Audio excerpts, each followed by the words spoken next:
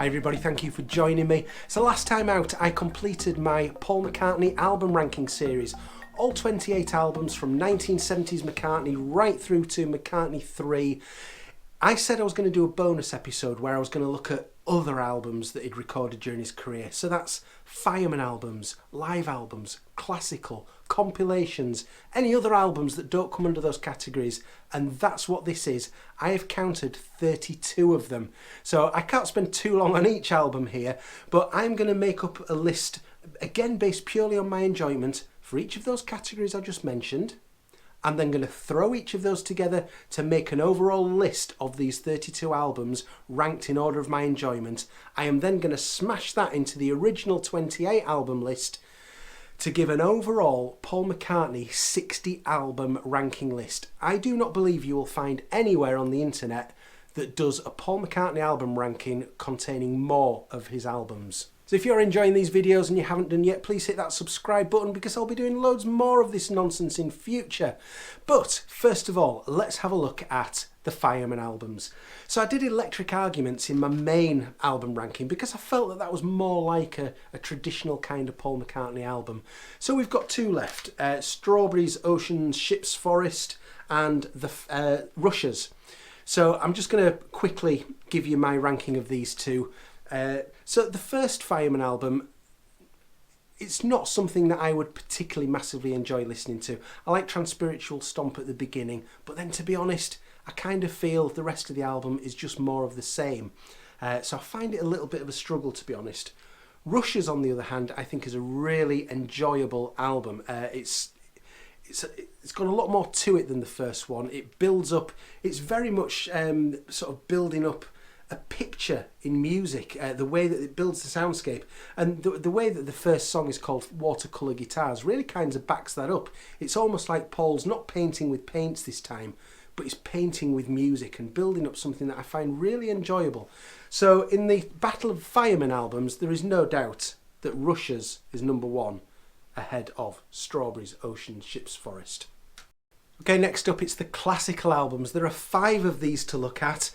In 5th place, I am putting the Liverpool Oratorio, which was Paul's first classical work. So he was commissioned to write a piece for the 150th anniversary of the Liverpool Philharmonic Orchestra. And to be honest, this isn't an album really that I would ever put on to listen to. I've kind of got this for the completist value. Opera's not really my thing, to be honest, and I find that a bit of a struggle.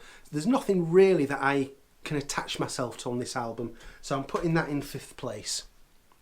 In 4th place is Ocean's Kingdom, which is the most recent of Paul's classical works. Will we ever get another, I wonder? And how I've ranked these next few is that there's kind of one standout piece on each of these next few for me. So I've ranked it based on how much I enjoy the standout piece. It's Hall of Dance for me on here, which I do enjoy as a piece to listen to, but probably not as much as the ones that I'm going to show you on the other albums. So again, it's kind of getting a little bit more operatic than the other classical albums. So again, not too much my thing. But you know, if you like that thing, I think it could be pretty good. Ecce Cor Meum next in 3rd place.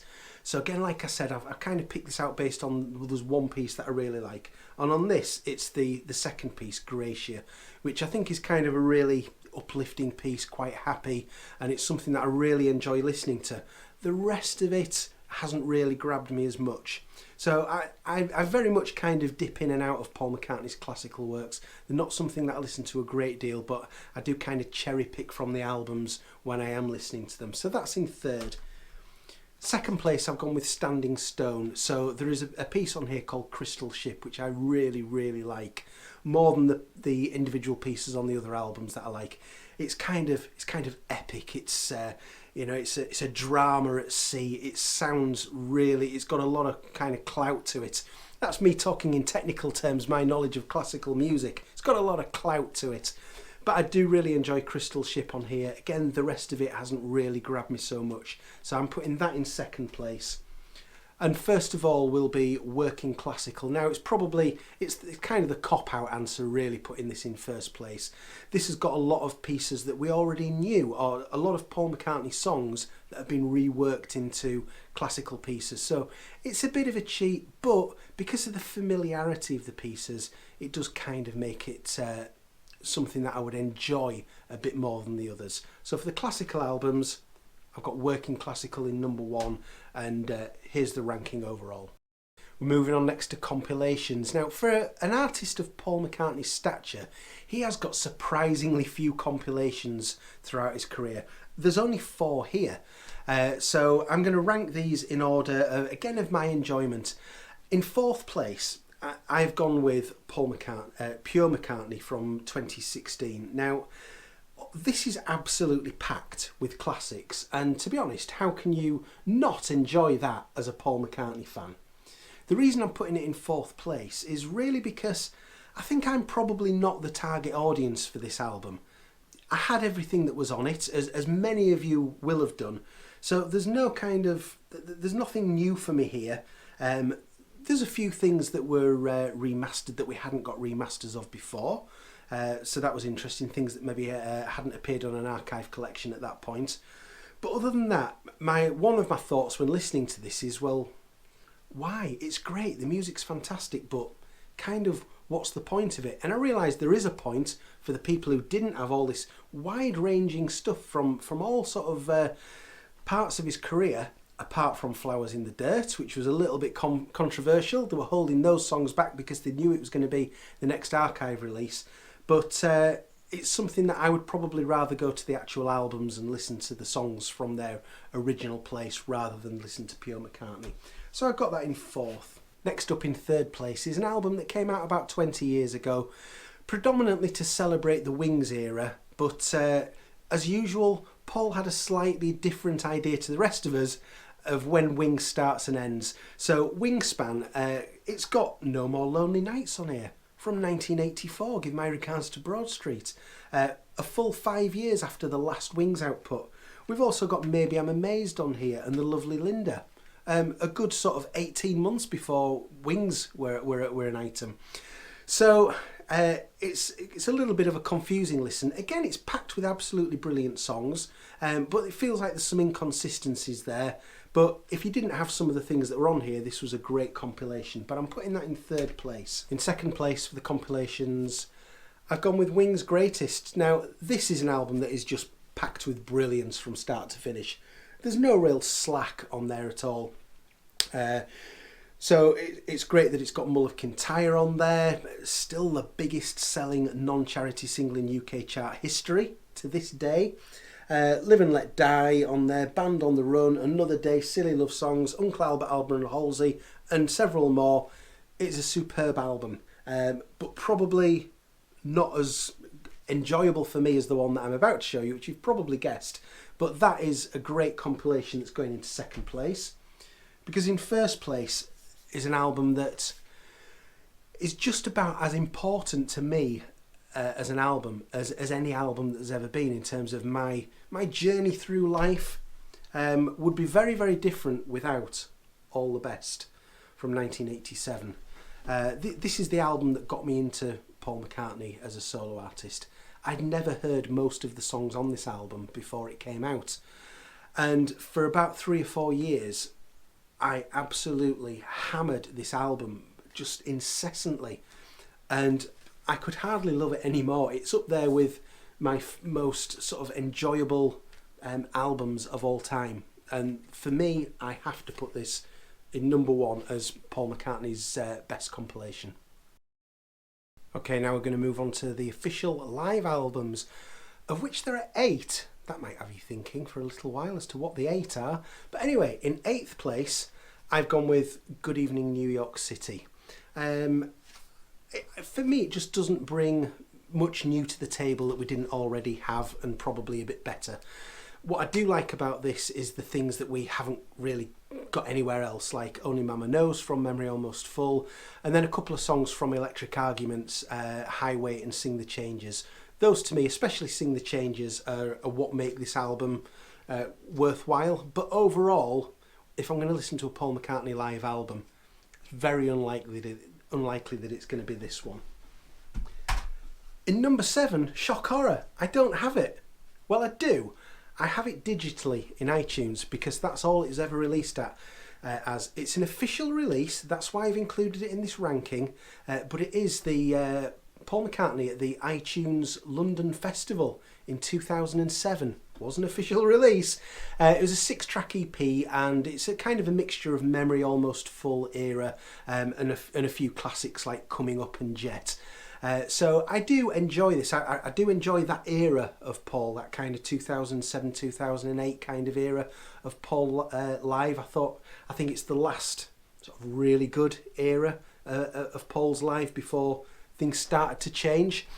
So I do quite enjoy that album, but I'm putting that in 7th place. In 6th place, I've gone with Paul is Live. So this is from obviously the tour that he did following the release of Off the Ground. So I do enjoy this album. I think just generally the track list of the previous live album that we'll be coming to soon, I think was a better track list overall. I do appreciate the fact that he was wanting to put out a much different track list to what he'd just done on a live album. So I do appreciate that. The 4th side, where it starts to go into sort of sound checks and such like, whilst I would never not want to have some Paul McCartney material, I feel like, you know, the concert's ended, and then we go back and do all the sound check stuff, and it feels a little bit disjointed to me. So Paul is Live is going in 6th place, just ahead of the previous live album, Tripping the Life Fantastic. This was a huge one for me. This was the tour where I saw Paul McCartney for the first time in January 1990 in Birmingham.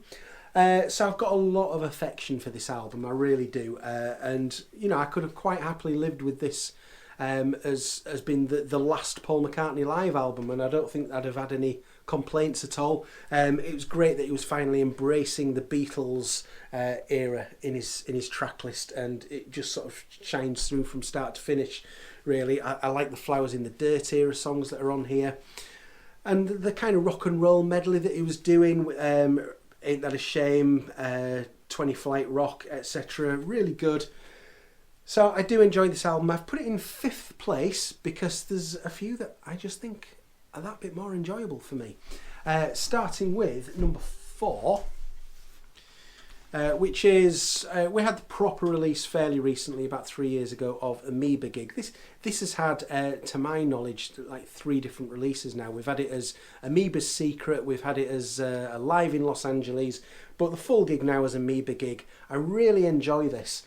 I think, as I was saying a few minutes ago about the 2007 Live in London EP, this is obviously the same kind of era, and I really liked what Paul was doing live here.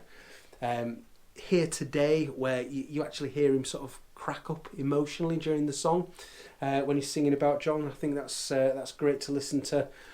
And the Memory Almost Full era stuff that's on here, like House of Wax, and we've got That Was Me, Nod Your Head. Nod Your Head's not a great song, but I'm always gonna relatively enjoy it. But I think this is a really enjoyable live album, which I'm putting at number 4. So number 3. At number 3, Wings Over Europe, which came obviously as part of the Wings 1971-73 box set, along with Wildlife and Red Rose Speedway. So I'm classing this as an official live album release. It's very, very interesting. Now, I've said before that I don't really tend to get involved with bootlegs, really, because I just ain't got time. I've got enough of my time taken up with the official releases to start having my time taken up with bootlegs. So I've not really heard much of this era live at all. But this album just kind of shows that, you know, right off the bat, in that first full summer when they were touring, they were still a really good live band. You can also tell that they're still growing as a band, they're still learning as a band. But it's great to hear some of those really early Wings songs done live by Paul McCartney, who was obviously in fine form as a live performer at that particular period. That is a great live album. At number 3.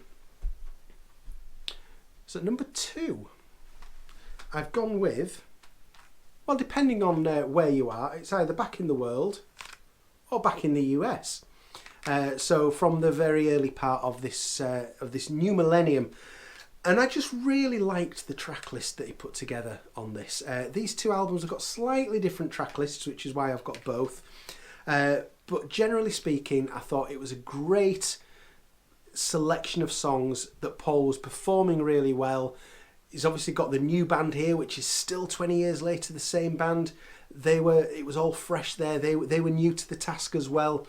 And again, I've got good memories from seeing him live a couple of times on this tour.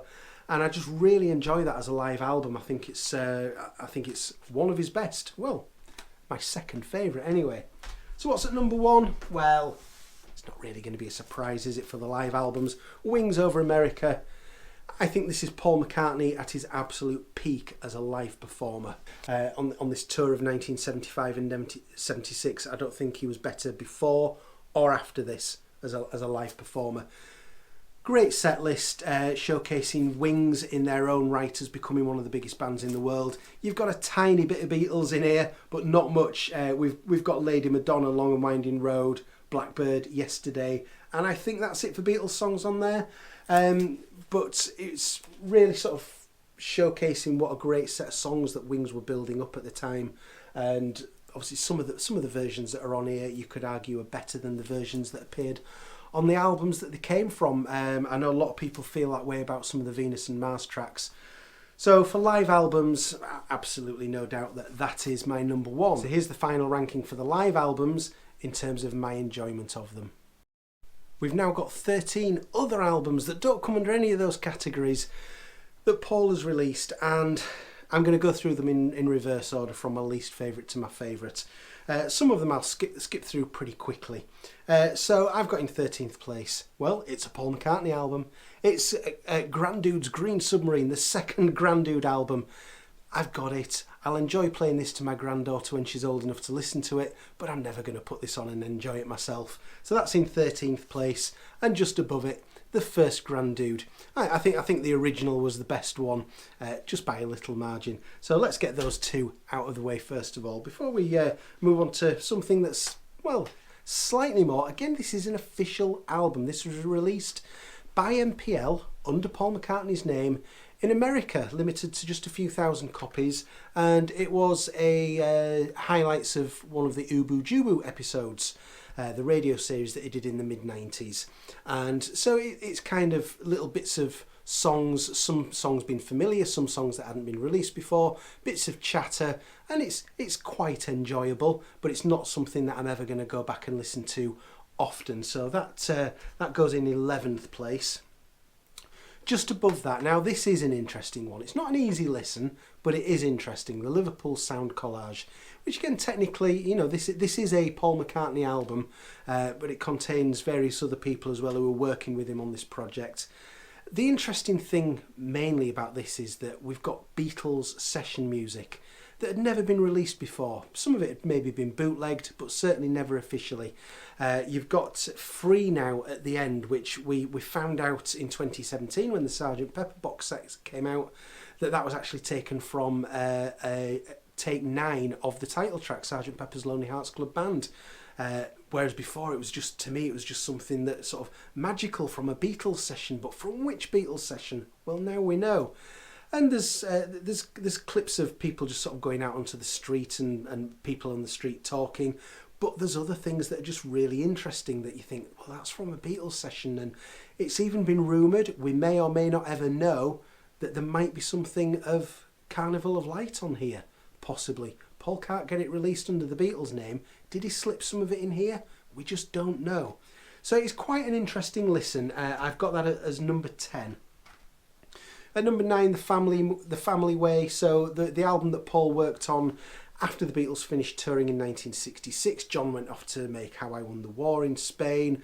Ringo went home and just sort of sat around, and George went off to India and studied all that he was getting into.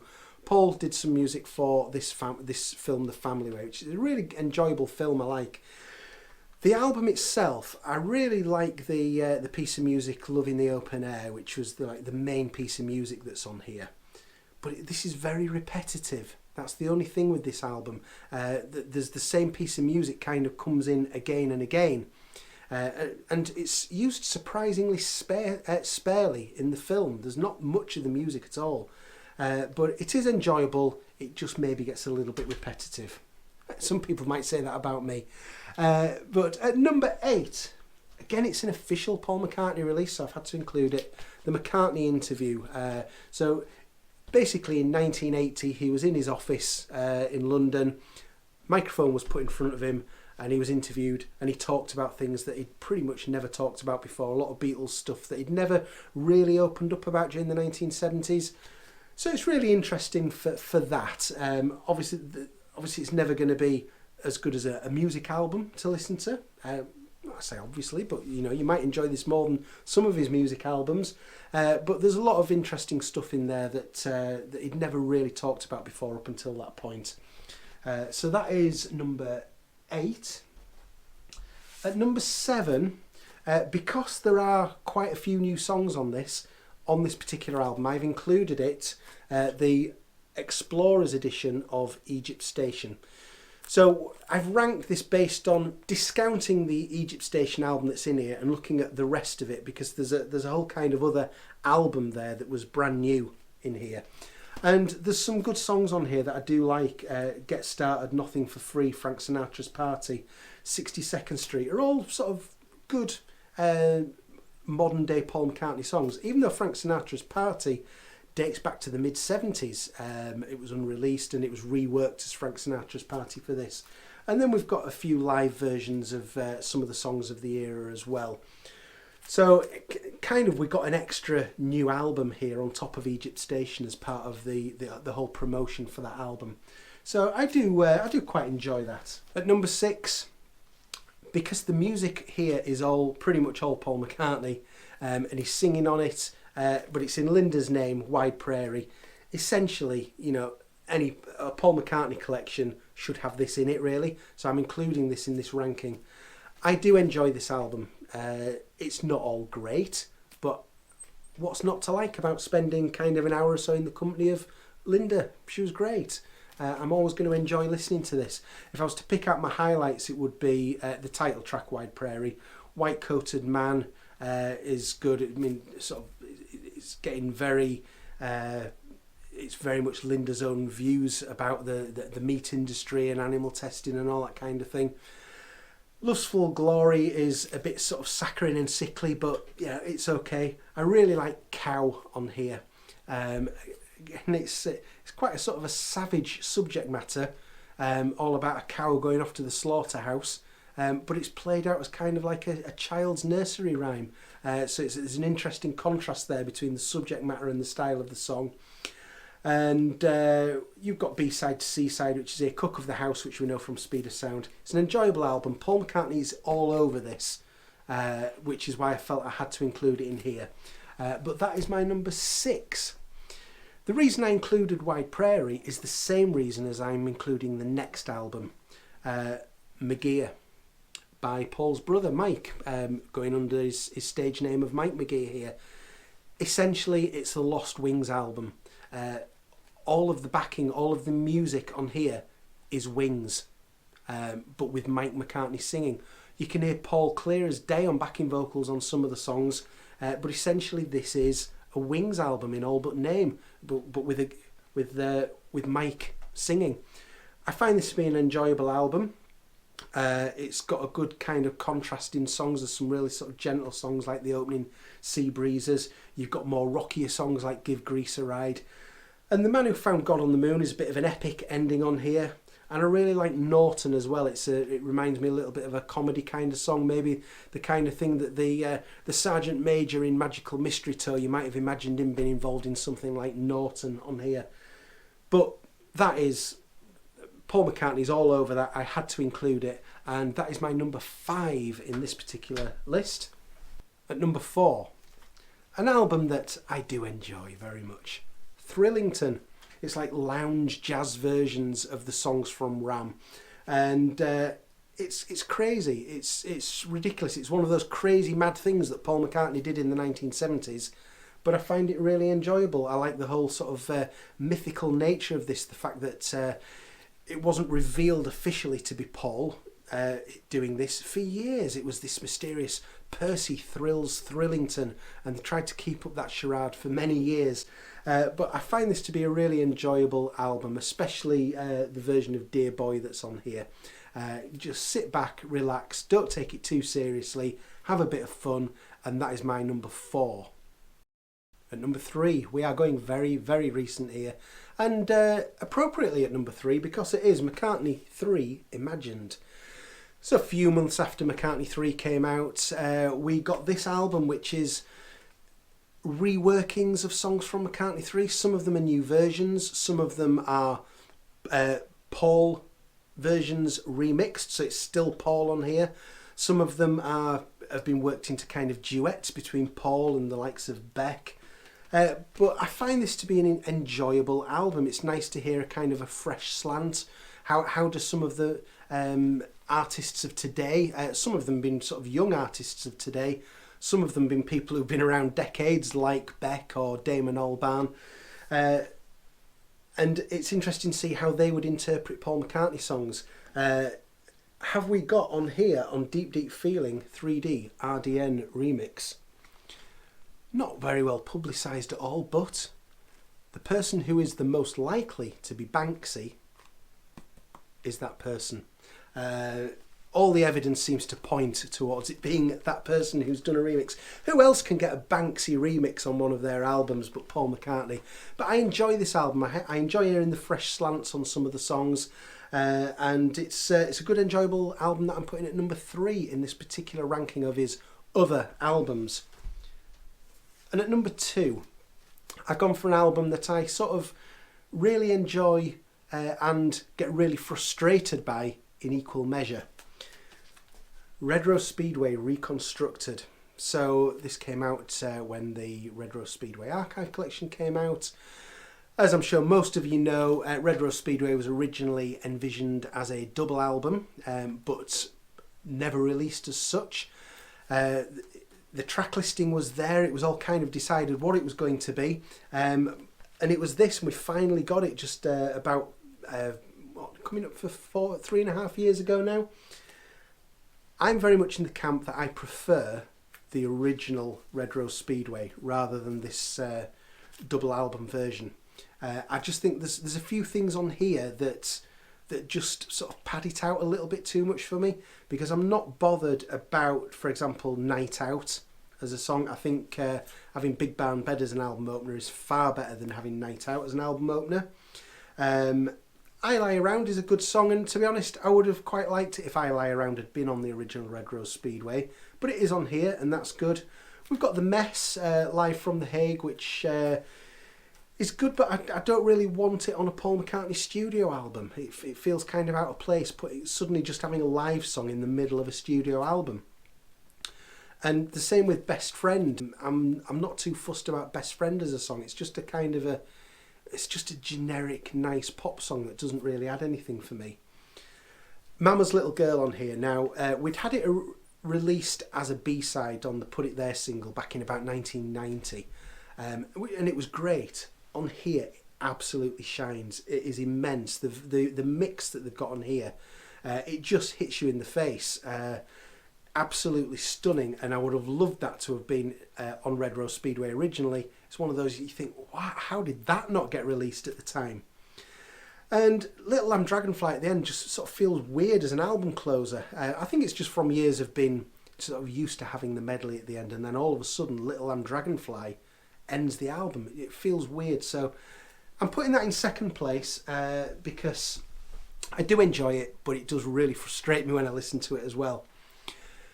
In first place in this list of others, much to my shame, is an album that I haven't got a copy of to show you. Again, I've only got it on my computer as digital files. And this is the number one example of why the Paul McCartney vinyl reissue campaign needs to continue. Because we need a reissue physically, CD, vinyl, of Twin Freaks. I absolutely adore this album, Twin Freaks. remixes of songs by Paul McCartney. Some of them quite radical, some of them mashing up various different songs together. The version of Maybe I'm Amazed on there is fantastic. You've got versions of Darkroom on there, which is brilliant. There is a remix of Oh Woman Oh Why, the B-side to Another Day, which is fantastic as well. I absolutely adore this album, and I really, really wish I had a physical copy of it. It upsets me that I don't. But that is going into number 1 in my list of the other albums that don't fall into all those other categories. So those 5 different categories that we've just looked at is 32 albums in total. I have smashed those together to produce this list of those 32 albums in order from my least favourite experience, how much to enjoy listening to the album, right up to number 1. So you can see it going in here. I've put Liverpool Oratorio at the bottom for reasons that I went into. The Granddude albums, the first Fireman album, and it's kind of mainly classical albums down near the bottom there, and instrumentals, interview album. As we start to get towards the top 10, Rushers makes it into the top 10 because I really enjoy that one. And we move up again through some of the live albums. Twin Freaks is in number 4 overall in these other Paul McCartney albums. And I've got a top 3 of Wings Greatest at number 3, Wings Over America at number 2, and number 1, my ultimate favourite album that's going to give me the most enjoyment from his, outside of his normal studio albums, is All the Best, one of the most important albums of my lifetime. We've then taken this to its ultimate step. I've taken this 32 album ranking that we've got here and smashed it together with the 28 album list from my previous 5 videos to bring you a list 60 albums long. This is my ultimate Paul McCartney album ranking of 60 albums. If you can find a more comprehensive ranking of his albums on the internet, let me know. I don't think you will find it. So as we go through here, I've colour coded it. You'll see the orange ones are the albums we've discussed in this video. The blue ones are the ones from the previous 5 videos. So you can see down at the bottom reaches, it's mainly the ones we've been discussing here. And then we start to get ones from Paul's studio albums coming in. At number 41, we've got the Russian album, Choba BCCCP. And as we move up through the list, you will start to find things like Pipes of Peace in 23rd place. As we get to the top 20, Press to Play just makes it into that top 20. But we've still got some of the albums in there from the list that we've been looking at here. Wings Greatest makes it in at number 17. Wings Over America gets in at number 6. And All the Best comes in at number 4 there. And then we can see overall the top 3 from my previous studio album rankings remain the top 3 here. That is my ultimate Paul McCartney album ranking. I really enjoyed putting that together. It's been quite a task. I would love to see what yours are. I don't expect anybody to type out 60 albums, but I would love to hear your comments on all of this. And I am going to be following on this theme very soon with something else that I'm planning, where I'm going to smash this list together with some other people who you might be able to guess. And we're going to start building up to an absolutely ultimate Beatles album ranking list. I'm going to go lie down and think about that one. Thank you very much for watching. I'll see you again soon. Bye-bye.